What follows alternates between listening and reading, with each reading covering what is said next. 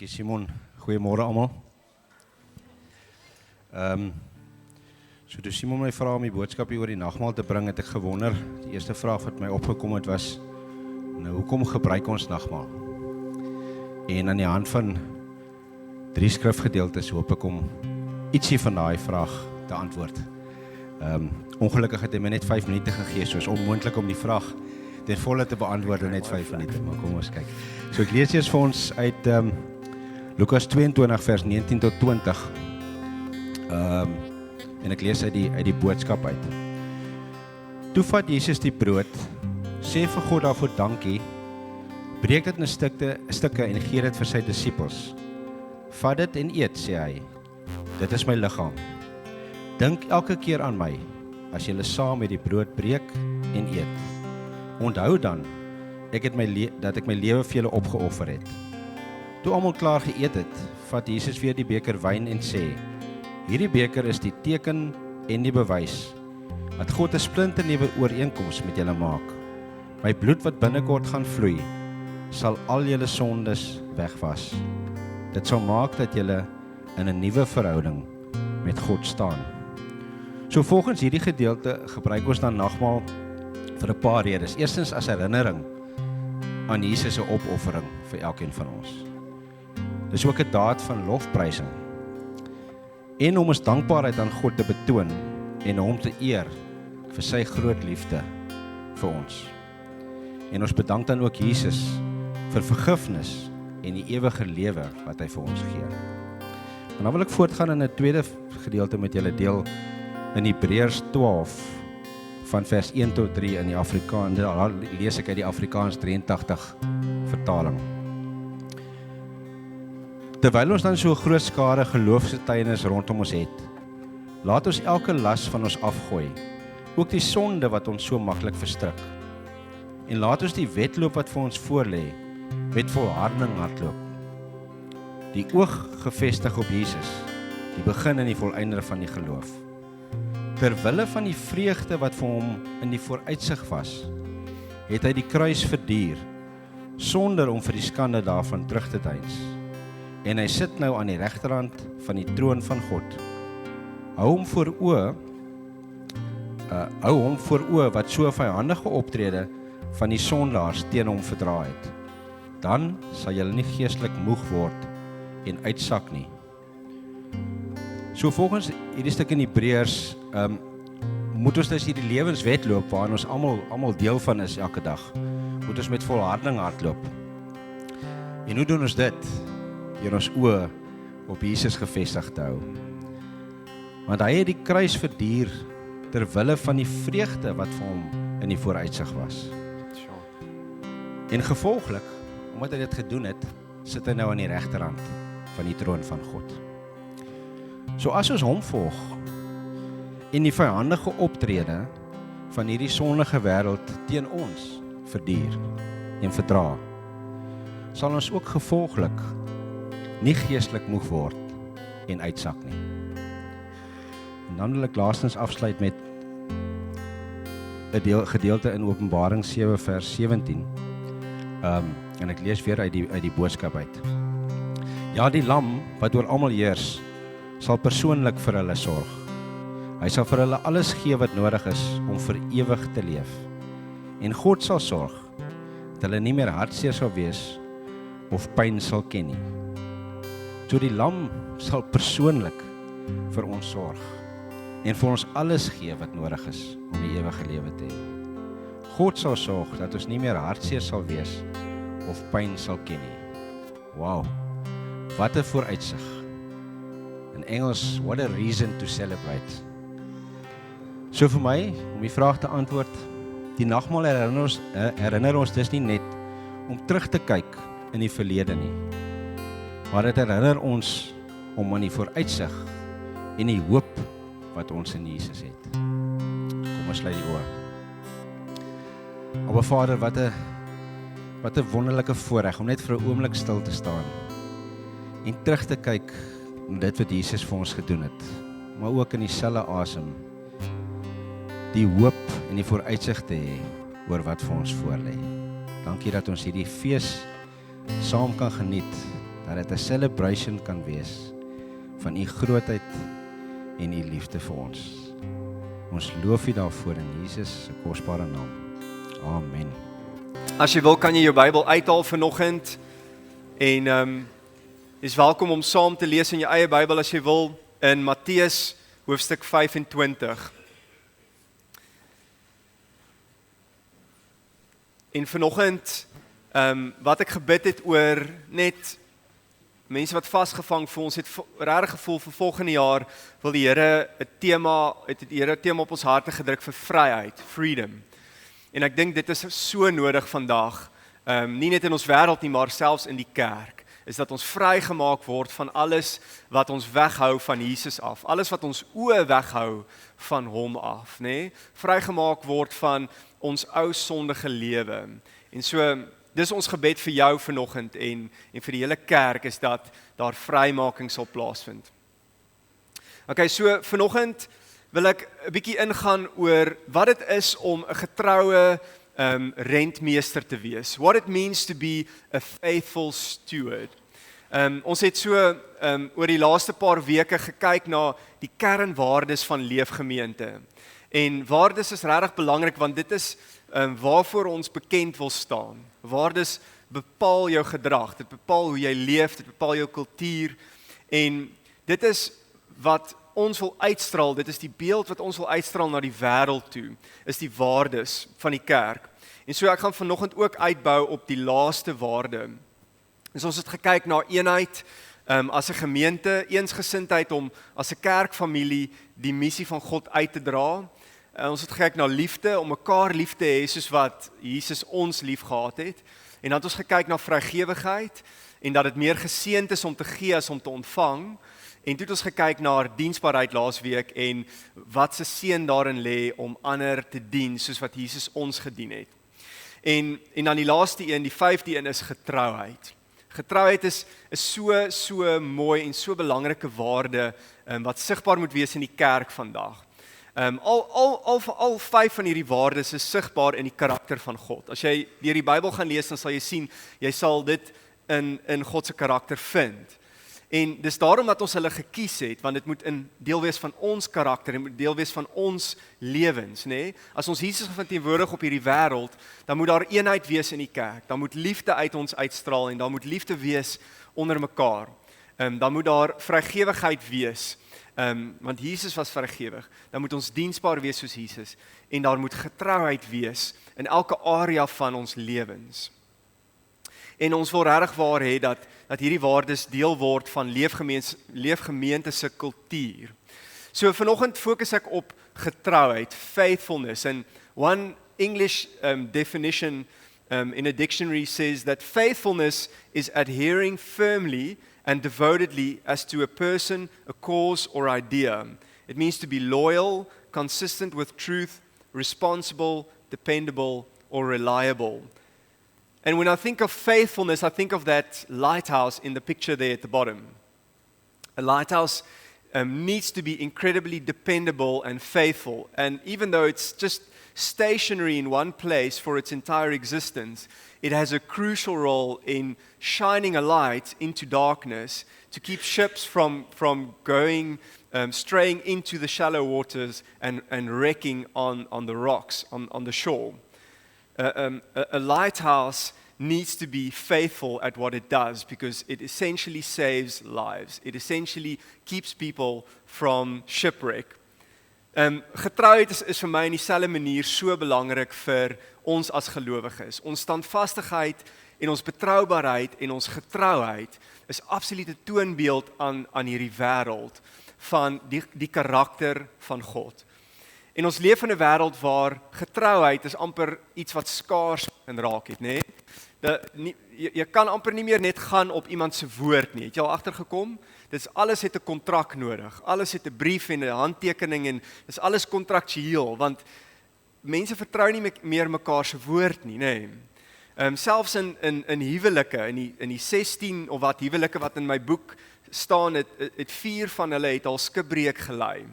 En dit maak my so hartseer, dis 25% van die huwelike het dit nie gemaak nie. Net die wat ek gedoen het. En dis huwelike in die kerk van Jesus Christus. En nie dat ek enigiemand oordeel wat deur 'n egskeiding gaan nie, maar ek glo dit is die Here se plan dat ons getrou bly aan ons huweliksmaat. Dat ons getrou bly, want in ons wêreld gee mense so maklik op. You know what I mean when I say that we live in a world of quitters. When something gets too hard, people quit. They resign, they leave.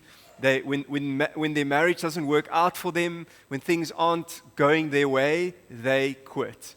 Dan los hulle dit. Die Here het sy kerk geroep om getrou te wees. En getrou in ons vriendskappe, in ons verhoudings, getrou aan mekaar, aan die kerk van Jesus Christus. Ons leef in 'n eeu waar mense rondbeweeg tussen kerke en nie standvastigheid wil hê in een gemeente nie. Ons is geroep om getrou te wees aan een kerkfamilie, aan een gemeente. En dan natuurlik getrouheid aan my woord, getrou aan die beloftes wat ek maak. Wanneer ek vir my kind sê ek gaan iets doen, dan moet ek dit ook doen. Wat se getrouheid wys ek aan my kinders? Ek was hierdie week in die verkeerskantoor en daar kom so 'n jong vrou ingehardloop, redelik frantic want sy soek haar beursie of haar man se beursie en iemand agter die toonbank het toe gelukkig haar beursie vir haar gehou en gee dit toe vir haar en sy lag toe nou so half en grappenderwys sy sê, dankie tog, amper skei my man my. Sy toe daar. was mos nou 'n grappie geweest. Maar dit was vir my so ironies, want dit was vir my so half 'n beeld van ons, die wêreld waarin ons leef, jy weet. Dat oor so iets eenvoudig soos geld, breek mense hulle getrouheid, breek mense hulle beloftes, bly hulle nie trou aan mekaar nie. En die Here wil 'n dieper getrouheid in ons kweek as die kerk, want hy is getrou, die karakter van God in die Bybel is trou. Die Bybel sê aan sy troue liefde is daar geen einde nie, Die Bybel sê dat hy is getrou en hy sal jou uit die versoeking uithaal waarin jy jouself bevind. En dat hy sal dit nie toelaat om meer te word as wat jy kan hanteer nie. Die Bybel sê byvoorbeeld hy is getrou dat as jy jou sonde bely, dat hy jou sal vergewe en jou sal reinig van alle ongeregtigheid. Ons dien 'n getroue God. Dit is in sy karakter. En dit moet ook so in die karakter van die kerk van Jesus Christus sigbaar wees. En so ek wil fokus en stil staan vanoggend by wat dit is om 'n getroue rentmeester te wees. What it means to be a faithful steward. Net om konteks te gee vir hoofstuk 25 van Matteus, in daai hoofstuk sien ons dat die Here is besig om te praat oor die oordeelsdag. En hy begin praat oor die getrouheid en die gereedheid van die disippels. Hy begin in hoofstuk 25 met die storie van die 10 meisies. 5 was verstandig en hulle het olie gehad.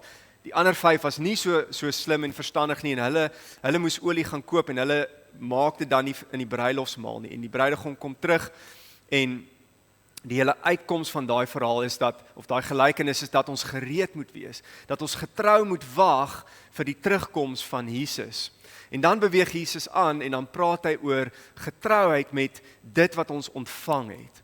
Hy wil vir ons sê as sy disippels dat ons nie net moet sit en wag en niks doen terwyl ons nou, jy weet, Jesus se terugkoms verwag van die hemel af nie, maar dat ons dit wat ons ontvang het goed benut in sy koninkryk.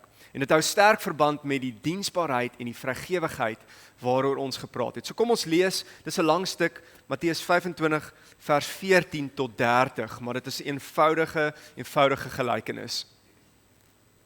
Almal reg? Verder gaan dit soos met 'n man wat op reis wou gaan. Hy het sy slawe bymekaar geroep en sy besittings aan hulle toevertrou. Vir een het hy 5 goue muntstukke gegee, vir 'n ander 2 en vir 'n derde 1. Hy het aan elkeen volgens sy bekwaamheid gegee en toe op reis gegaan. Die een wat 5 goue muntstukke ontvang het, het dadelik daarmee gaan werk en 'n wins gemaak van nog 5. So ook die een wat 2 gekry het, hy het 'n wins gemaak van nog 2. Maar die slaaf wat 1 gekry het, het 'n gat in die grond gaan grawe en sy eienaar se geld daarin weggesteek. Na 'n lang tyd het die eienaar van daardie slawe teruggekom en van hulle rekenskap gevra. Die een wat 5 goue muntstukke ontvang het, kom toe en bring die ander 5 saam en sê, meneer, 5 goue muntstukke het u aan my toevertrou. Hier is die met 5 ander wat ek wins gemaak het. Toe sê die eienaar vir hom, mooi so, jy is 'n goeie en getroue slaaf. Oor min was jy getrou, oor baie sal ek jou aanstel. kom in en deel in my vreugde. Toe kom die een met die 2 goue muntstukke en sê, meneer, 2 goue muntstukke het hy aan my toevertrou. Hier is dit met 2 ander wat ek wins gemaak het. Sy eienaar sê toe vir hom, mooi so, jy is 'n goeie en getroue slaaf. Oor min was jy getrou, oor baie sal ek jou aanstel. Kom in en deel in my vreugde. Toe kom die een wat 1 goue muntstuk ontvang het en sê, meneer, ek weet, ek ken nie, en ek weet dat u 'n harde man is, wat oes waar hy nie gesaai het nie, en pluk waar hy nie geplant het nie. Omdat ek bang was, het ek die muntstuk in die grond gaan begrawe. Hier het u geld terug. Toe sê sy eienaar vir hom, jy is 'n slegte en 'n lui slaaf. Jy het geweet dat ek oes waar ek nie gesaai het nie, en pluk waar ek nie geplant het nie. Dan moes jy my geld in die bank gesit het, en ek sou dit by my koms met rente teruggekry het. Vat die muntstuk van hom af weg, en gee dit aan die een wat die 10 het. Aan elkeen wat het, sal meer gegee word, en hy sal oorvloed hê. Maar van hom wat nie het nie, sal ook die bietjie wat hy het, weggevat word. En gooi die nuttelose slaaf uit in die diepste duisternis daar buite. Daar sal hulle huil en op hulle tande kners. Hierdie is net soos die vorige verhaal oor die 10 meisies, is hierdie 'n verhaal wat 'n gelykenis wat Jesus vertel met die bedoeling om die mense so bietjie te laat dink. It's a bit of a sobering wake-up call for the disciples, this passage, because they can't just sit around and wait for Jesus to come back and have a good time. They can't just sit around and expect that everything will just fall into place. Jesus has already done everything. It's going to be fine. We just need to enjoy life and get on with it. No. He's calling us as his disciples, and in fact, he calls us his slaves, to use what we've been given for the expansion of his kingdom. And this is such a unique scenario, because when we think of ourselves in our relationship with God, we think of ourselves as children of God. Ons dink aan onsself as kinders van God, né? Ek dink aan my hemelse Vader, ek is sy seun. Hier is meeste van julle hier glo ek voel ook so. Julle voel ek is God se seun of ek is God se dogter, né? Maar jy is nie net geroep om sy seun of dogter te wees nie. Jy is ook geroep om 'n slaaf van Jesus Christus te wees. En so hierdie 2 klink teenstrydig, maar eintlik is hulle nie. En miskien omdat ons nie 'n konteks het van slawerny in ons moderne dag nie, want ons besit nie slawe nie, is hierdie miskien nog moeiliker om te verstaan. Maar in die posisie van 'n seun of 'n dogter is jy geroep om te rus. Is jy geroep om te rus in die kind wees en die aanvaarding en die liefde van jou Vader, waar jy niks hoef te doen om hom te beïndruk of om sy goedkeuring te wen nie. Dit is rus. Maar in die posisie van 'n slaaf is jy geroep om diensbaar te wees met dit wat hy aan jou toevertrou het, want jy behoort nou aan Jesus, né? Nie meer aan jouself nie, en verseker nie meer aan die wêreld nie. En hierdie is 'n belangrike gedagte. 'n Slaaf was nie sy eie eiendom nie, 'n slaaf was die eiendom van sy meester. En Paulus dra ook hierdie beginsel oor in baie van sy briewe, en hy praat van homself as 'n slaaf van Christus. En hy gebruik ook hierdie in die konteks wanneer hy praat oor ons liggame en hoe ons liggame moet bewaar en oppas. 1 Corinthians 6 verse 19, he says to verse 20, "Do you not know that your body is a temple of the Holy Spirit within you, whom you have from God? You are not your own, for you were bought with a price. So glorify God in your body." So he says you don't have a say about what you do with your body, because you don't belong to yourself or to the kingdom of darkness. You now belong to Jesus Christ. And in fact, slaves were bought at a price in the marketplace, in the slave marketplace. They were bought at a price, and then they belonged to the owner. They had no right or say over their own body. They were to do the work of the master, and they would receive no salary. They would be given, their allotment, their portion of food and a place to stay. That was it. Dit was al wat hulle gekry het. Maar ons slawerny is 'n bietjie anders. Ons sal hier in die einde sal ons daarby uitkom. Maar ons is dus nie net kinders van God nie, ons is ook die slawe van Christus. En ons is nie net geroep om te rus in die huis van ons Vader nie, maar ons is ook geroep om te werk in die huis van ons Vader. En ons moet daai 2 nie mis nie. So dis belangrik dat jy besef, jy behoort aan God in die eerste plek. Jy was gekoop ten duurste met die bloed van Jesus Christus. en hy het sy besittings aan jou toevertrou. Ons het nou net gelees dat die eienaar het weggegaan en hy het sy slawe bymekaar geroep en sy besittings aan hulle toevertrou. Daar is dinge wat Jesus in jou hande vir jou gegee het. Die oomblik toe jy tot bekering gekom het en na Jesus toe gekom het, het hy vir jou nog meer dinge kom gee as wat jy reeds gehad het. Dinge wat eintlik nie aan jou behoort nie en eintlik feitelik syne is. En hy roep jou en my om getroue rentmeesters te wees van dit wat jy ontvang het. Wat het jy ontvang? As ons hierdie teks gaan lees, ek het na 'n klomp teoloë gaan kyk en die uitleg van wat is hierdie 5 en 2 en 1 muntstukke waarvan die Bybel hier praat. The English Bible uses the word talents because that's what the money or the currency was called, a talent in that time. But it's certainly not just talking about talents. As ons gaan kyk in hierdie stuk en as ek gaan lees wat sê meeste van die teoloë oor hierdie stuk, beteken daai 5 muntstukke hoofsaaklik eerstens talente en gawes, die natuurlike vermoë wat jy ontvang het, talente om en vaardighede miskien om handig te wees, dinge te bou of wat ook al, of te boer of om klas te gee, die talente en vermoë om miskien musiek te maak, of wat ook al, of goed met geld te werk, en dan die geestelike gawes wat jy ontvang deur die Heilige Gees, om die kerk, die liggaam van Christus op te bou en te bemoedig. Kyk, daai is die eerste ding wat jy ontvang in jou hande. En elkeen van ons ontvang talente, en elkeen van ons ontvang ten minste een geestelike gawe. Wie weet wat se geestelike gawe jy ontvang het? Steek gou jou hand hoog op as jy weet wat se geestelike gawe jy ontvang het. Net so 'n paar van ons. Die res van ons wat nie 'n hand opgesteek het nie, jy weet dalk nog nie wat dit is nie, maar jy het definitief ten minste een geestelike gawe gekry by God. En ek wil jou sterk aanmoedig om te bid en in die woord in te delf en vir die Here te vra. Gaan lees Romeine 12, gaan lees 1 Korintiërs 12, gaan lees daarso en vra vir die Here, wat het U vir my gegee? Daar's 'n lang lys van gawes, maar wat het U vir my gegee? Miskien is dit 'n gawe om te bemoedig, of 'n gawe om lering te gee, of 'n gawe om leierskap te gee vir die gemeente, of miskien is dit 'n gawe om te help, om behulpsaam te wees, of om diensbaar te wees, of vrygewig, of wat ook al.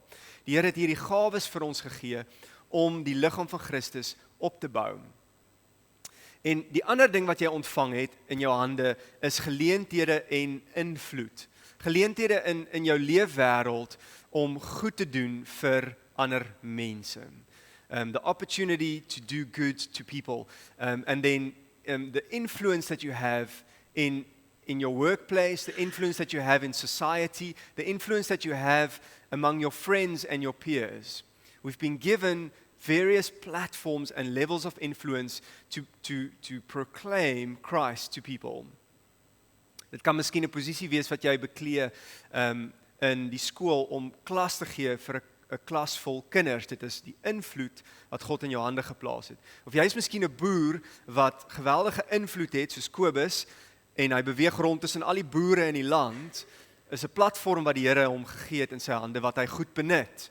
Dit weet ek want hy gaan praat gereeld met hierdie boere, nie net oor landbou nie, maar oor die Here. Jy het miskien die geleentheid en die invloed gekry om 'n klomp mense aan te stel om werk te gee in hierdie wêreld vir werkelose mense of mense wat andersins op die straat sou gewees het. Dit is invloed en dit is geleenthede wat die Here in jou hande geplaas het. Dit is muntstukke. En dan die derde area is die een wat mense dadelik aan dink is finansies en besittings, maar hierdie muntstukke gaan oor baie meer as dit, maar onder andere finansies en besittings. Dit wat die Here in my hande geplaas het om 'n seën te wees en om sy koninkryk mee te bou, nie net om vir myself rykdom op te gaar nie. En die vraag wat ons moet vra as ons Matteus 25 lees is ek 'n getroue rentmeester, is ek 'n getroue slaaf met dit wat die Here in my hande gegee het? Is ek vrygewig met dit wat ek gekry het? Is ek diensbaar met dit wat ek gekry het? Vermeerder ek dit? Is ek besig om die liefde wat ek ontvang het uit te dra aan ander? Dit was al die ander waardes waarvan ons gepraat het hierdie laaste tyd. En dit is hoe daai muntstukke wat jy ontvang het, dit is hoe dit meer word in God se koninkryk. Is jy 'n getroue rentmeester daarvan? Die Bybel sê, wat ons nou net gelees het, Hy het aan elkeen volgens sy bekwaamheid gegee en toe op reis gegaan. Elkeen volgens sy vermoë of sy bekwaamheid. So vir jou is dinge gegee volgens wat jy kan hanteer, volgens jou vermoë. En ek dink wat baie keer gebeur, en dis miskien die geval met daai ou wat 1 muntstuk gekry het, is ons dink baie keer, ag Jesusie, ek het so min, ek is miskien in armoede gebore, of jy weet, ek is net nie so begaafd, ek kan nie sing soos Kobus of basgitaar speel soos Amelia of wat ook al. Jy voel dalk, ek het nie baie nie, so ek gaan nou nie 'n regte verskil kan maak nie. Ek gaan maar net terugsit, stil wees en die res oorlaat aan die mense in die gemeente wat begaafd is, nê? En ons minag so maklik wat die Here ons gegee het, maar hy het vir jou gegee volgens jou vermoë, volgens jou bekwaamheid. En jy moet dit nie minag nie, jy moet dit getrou gebruik. Moenie minag wat die Here vir jou gegee het nie. Moenie jouself vergelyk met ander mense nie. Wees jy net getrou met die bietjie wat die Here in jou hande geplaas het. Al is jy jonk, hier's 'n paar jong wat hier sit. Jy het dalk nog min of jy voel dalk jy kan nie 'n bydrae maak nie, maar jy kan in God se koninkryk. Dit wat hy vir jou gegee het, moet jy benut. Ek dink niks kan ons vreugde so steel soos wanneer ons lewens en ons voorkoms en ons alles vergelyk met ander mense sin. Nothing robs you of joy as much as when you compare yourself to other people. And social media makes this worse because we see the pictures on Instagram and Facebook, and it's the highlight reel, of people's glamorous life. They only show the pretty pictures, the filtered pictures, all the nice things. But they don't show the garbage back at home. They don't show all the difficulties they go through and the pain that they carry around in their hearts. And so it creates this false picture of people that have this incredible life and everything is just rosy and perfect. And you can easily compare your life to them and think, oh man, my life sucks, I don't have what they have, or I wish I was as blessed as them, or I was as gifted or as beautiful. I wish I had hair like them, or whatever. And we really do ourselves a disfavor when we do that. And in fact, we discredit what God has given us. We discredit the body that He has given us. We discredit the gifts and the abilities and even the finances, even though it's just a little bit. We discredit what He has given us when we compare ourselves to others. Moenie minag wat jy ontvang het nie. Eerder goeie getroue dienaars vermeerder dit wat hulle ontvang het. Hulle spring aan die werk daarmee. Al is dit 'n bietjie. Die een wat 5 goue muntstukke ontvang het, het dadelik daarmee gaan werk en 'n wins gemaak van nog 5. Miskien het die ou met die 1 muntstuk gedink, ja, dis maklik vir jou, want kyk hoe baie het jy, jy weet. Hy was dalk jaloers op die ou met 1 muntstuk gewees. En jaloesie is so sleg vir jou hart. Dit maak jou bitter en dit versuur jou. Dit steel jou vreugde.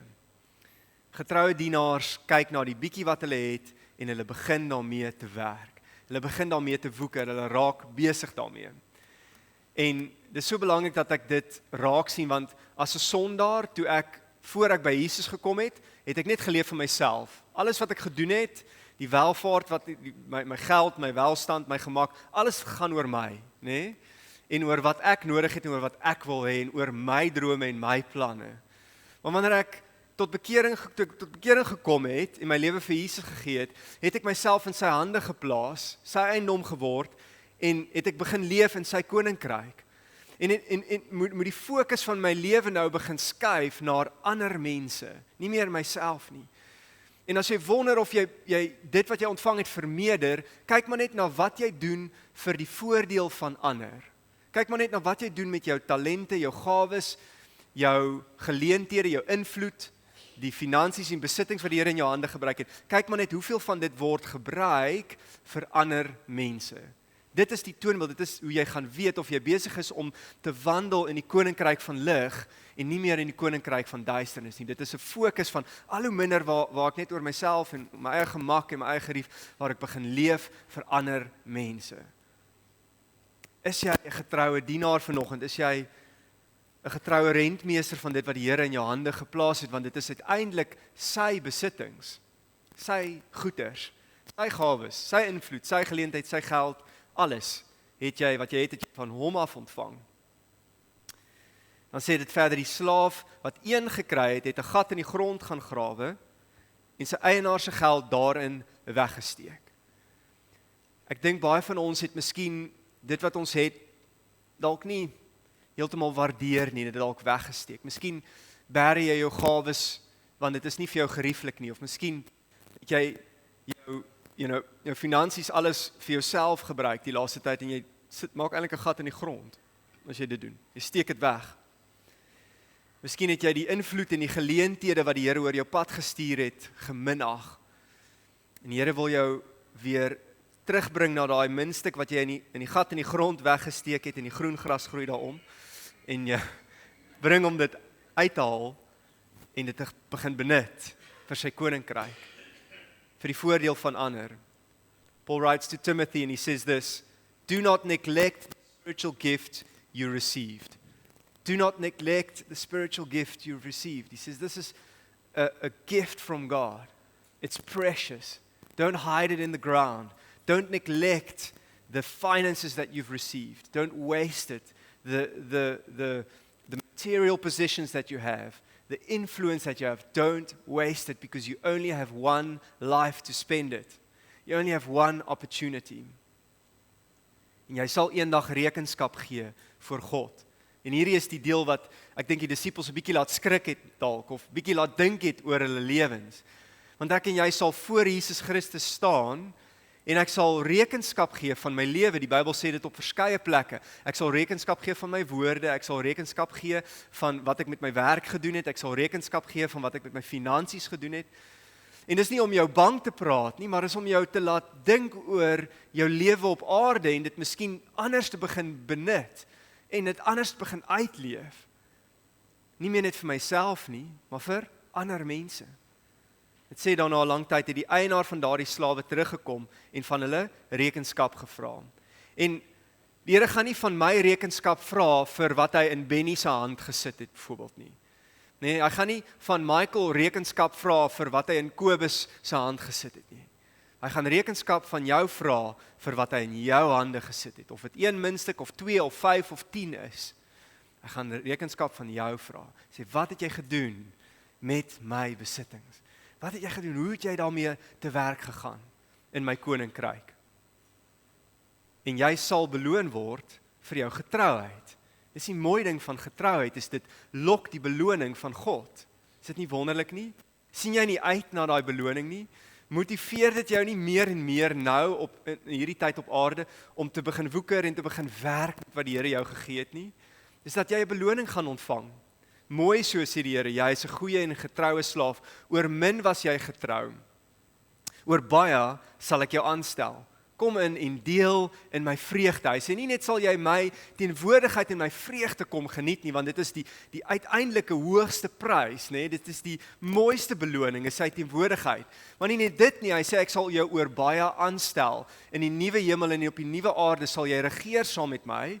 En ek sal jou daar verantwoordelikhede gee. Ek sal vir jou daar nog mooier geskenke in jou hand gee, as jy getrou is met wat jy nou het op aarde.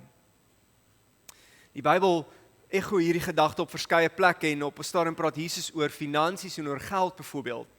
He says this in Luke 16 verse 10 to 11, if you are faithful in little things, even just 1 coin, you will be faithful in large ones. But if you are unfaithful or dishonest in little things, you won't be honest with greater responsibilities. And if you are untrustworthy about worldly wealth, who will trust you with true riches of heaven? Can God really trust me? If I look at the way I spend money now, and if I look at the way that I use it or waste it or whatever, am I trustworthy? Can God use me one day in the kingdom of heaven with His riches, with heavenly riches? It's just something that we need to think about. Daai laaste stukkie wat vertel van daai slaaf met die 1 muntstuk, sê dit, hy antwoord die Here en hy sê, omdat ek bang was. Omdat ek in vrees geleef het, omdat ek bang was, het ek die muntstuk in die grond gaan begrawe. Hier het hy geld terug. Sê, omdat ek bang was. Omdat ek bang was dat hy my gaan straf. Omdat ek bang was dat hy my gaan oordeel. En hier is die ding, die slawe verwag ongelukkig, verwag hulle straf as hulle dinge verkeerd doen, eerder as beloning, nê? Slawe word nie beloon nie, maar in die koninkryk van God is ons 'n bietjie anders. Is die slawe van Jesus Christus is mense wat uitsien nie na straf nie na oordeel nie, maar wat uitsien na 'n beloning. En dit is daai bang wees en daai vrees dat God my, jy weet dat hy 'n kwaai God is en dat hy my gaan straf en dat hy my gaan, jy weet, uitskel oor wat ek gedoen het of nie gedoen het nie. Dit is daai vrees wat maak dit ons baie keer passief raak. Wat maak dit ons baie keer eerder onttrek van God se koninkryk werk. Want ons is so bang ons strap skeef of doen iets verkeerd of wat ook al. Nee, die Here nooi jou eerder na 'n verhouding met hom waar jy 'n beloning verwag vir jou getrouheid. Die regte begrip van wie God is so belangrik. Want in 'n godsdienstige, tradisionele kerkkultuur is dit baie keer so dat ons sien God net as hierdie kwaai, jy weet, God wat daar bo sit in die hemel en hy wag om almal wat die wet verbreek of wat skeef trap, hy wag om hulle net, jy weet, te straf en hulle lewens hel te maak. En dis die verkeerde begrip van wie hy is. Are you a faithful steward this morning with what God has given you? It's a simple message, it's not complicated. And I don't believe Jesus intended it to say more than what it said there. That passage in Matthew 25 is supposed to be a sobering reminder that we need to look at what God has given us. The talents, the spiritual gifts, the influence, the opportunities to do good to other people, our finances, our possessions, all of it was given to us on loan. It's been borrowed to us. It's His stuff. How are you looking after His things this morning? Sluit jou oë waar jy sit vir 'n oomblik. En laat die Here net tot jou hart spreek vanoggend. Sê net, Heilige Gees, praat met my. Spreek tot my hart. Sê vir my wat U wil sê uit hierdie teks uit. En laat die Here tot jou spreek vanoggend. Ons het so nodig om U stem te hoor, Here God. Ons het so nodig om tussen al die geraas en al die chaos en die warboel van ons wêreld om net U stem te kan hoor. En ons wil eendag, Here, wil ons U stem hoor wanneer ons in die hemel voor U staan. Mooi so. Goeie en getroue dienskneg. Goeie en getroue slaaf. Dankie dat jy getrou was met dit wat ek aan jou toevertrou het. Well done, good and faithful servant. Enter my joy. Enter the blessings of my presence. Here, dis wat ons wil hoor eendag as U ons huis toe roep. Leer ons op hierdie aarde, Here, om alles wat ons ontvang het te vermeerder, deur nie net vir onsself te leef nie, maar vir ander mense te leef. Here, leer ons om vrygewig te wees. Leer ons om diensbaar te wees. Leer ons, Here, die weë van die koninkryk van God. Here, leer ons wat dit is om getrou te wees aan ons troumaat, Here, om getrou te wees in ons vriendskap en ons verhoudings, om getrou te wees aan ons kerk, getrou te wees in ons diensbaarheid, Here. Leer ons om getrou aan ons woord te wees, in ons beloftes en alles wat ons aanpak, ons verantwoordelikhede. Leer ons wat getrouheid beteken, leer ons om getroue dienaars te wees in die koninkryk.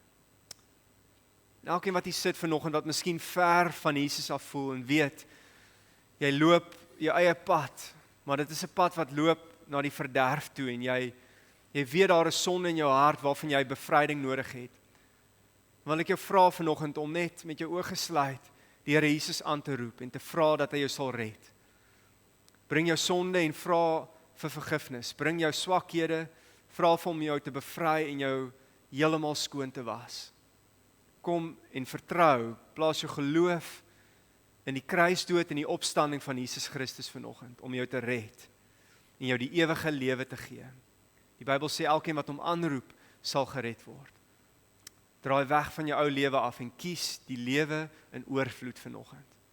Dankie Jesus dat U elkeen lei in daai gebed wat dit nodig het.